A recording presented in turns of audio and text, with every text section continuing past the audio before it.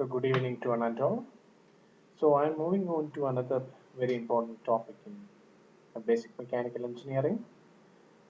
So the topic is calculation of input and output power of pumps and turbines. Let's move on to the lecture directly.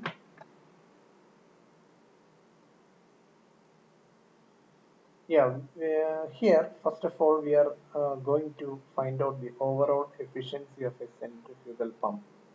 So you know that how does a centrifugal pump works, or how does the turbine works, how does a pump works. Now you know that the pump, it's a device which converts mechanical energy of rotating shaft into kinetic energy and pressure energy of water. Or it's a device, it's an energy absorbing device, isn't it? Increases the pressure energy of water. So we know well that, so it is generally used to lift water from low level to the high level. Now let's familiar with some of the nomenclatures and let's see how to find out the overall efficiency of a centrifugal pump. So what does it mean by a static head? It's nothing but the total vertical lift through which the water is lifted by pump. So I think it's very clear. The total vertical lift through which the water is lifted by pump. For example, if the when the water is lifted from a lower level to a higher level, if q meter cube per second is the water lifted through a height h, which means q is the discharge or the flow rate or the mass flow rate of water through the pipe,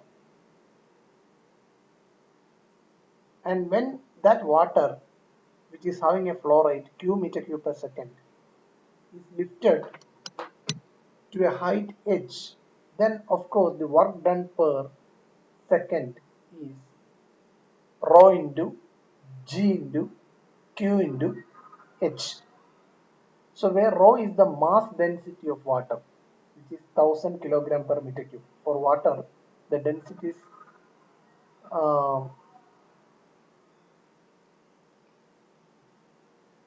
and g is the acceleration due to gravity, which is 9.81 meter per second square, and capital Q is the discharge of water, that is in meter cube per second, and capital H is the total head in meter.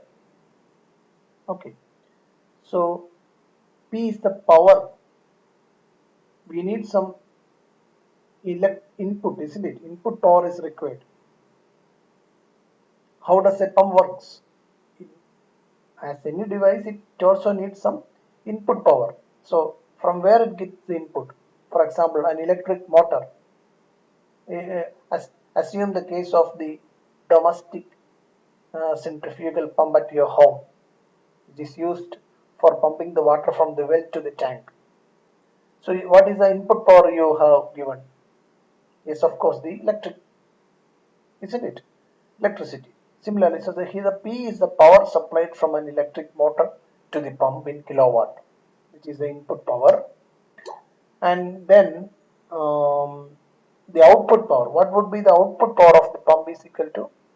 So you can find out the work done per, that is a rho into G into Q into H by 1000 kilowatt.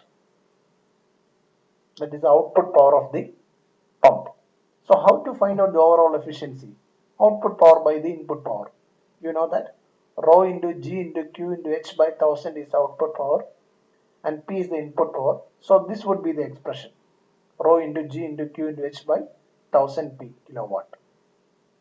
Sorry, yeah, I think that kilowatt can be avoided because yeah, it's an efficiency. So both that unit has to be removed. It is by mistake I put. Then let's see one problem. Look at the problem. A centrifugal pump discharges water at a rate of 2000 liters per second against a head of 16 meter when running at 300 rpm. Calculate the power required to run the pump if the overall efficiency of the pump is 50%. So this is a direct question. If you substitute the values given directly, you will be able to solve this problem. Let's see how. Look at the what are the given quantities. Capital Q is given 2000 liters per second, and how to convert it into meter cube per second in SI unit divided by 1000. 1 liter is equal to, yeah, the expression is direct, isn't it? Capital H is equal to 16 meter, and the overall efficiency is given as 0.5. How to calculate P? That is what we need to find out, isn't it? You know the overall efficiency is equal to rho GQH by 1000 P. So the power required can be easily found out by rearranging the terms. Yeah, you will get the term final expression as this. Now let's see what is the overall efficiency of turbines. Let's see. You know what do you mean by a turbine, isn't it? A hydraulic turbine or water turbine, you know, it converts the hydraulic energy of water into mechanical energy of rotating shaft. So here, what would be the output?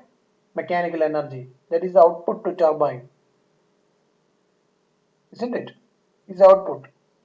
And the hydraulic energy, which is a combination of kinetic energy and potential energy, that is the input to the turbine. So the overall efficiency can be directly calculated. Output power by input power.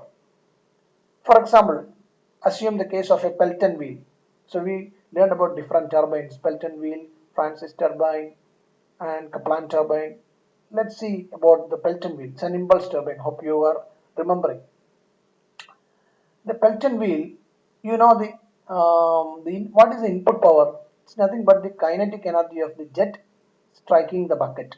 You know that the water from a nozzle, it impinges on the blades which is mounted on the that is the wheel, and it causes the rotation. You know all the story. So the input power to Pelton wheel is the kinetic energy of jet strike, kinetic energy of the jet which strikes the bucket. So what is the kinetic energy? Half mv square, which is equal to half into rho into q into v square, isn't it? I hope the expressions are direct. And then what would be the potential energy of water of head h? Is mgh, which is equal to rho into q into g into h. And if you equate these two terms, yeah, of course, the kinetic energy is, yeah, it is converted into or the potential energy which is converted into kinetic energy, isn't it? That is what is happening in a piston wheel. If you equate these two, you will get an expression V is equal to rho 2 GH. A nice expression. You can V is equal to, that is the velocity of jet is equal to root 2 GH.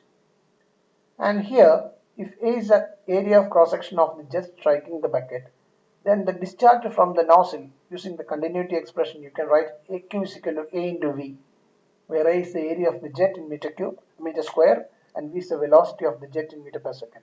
That is Q is equal to A into V, that is the discharge.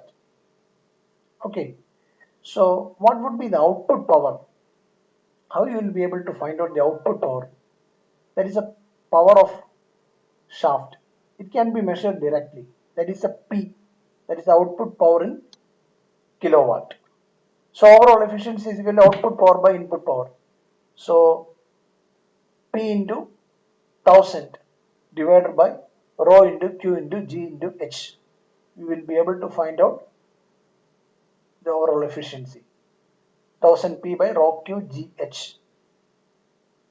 I hope you are getting. So look at another exercise. A Pelton wheel working under a head of 500 meter produces 15 megawatt at 500 rpm. If the overall efficiency of the turbine is 85%, calculate the discharge of turbine.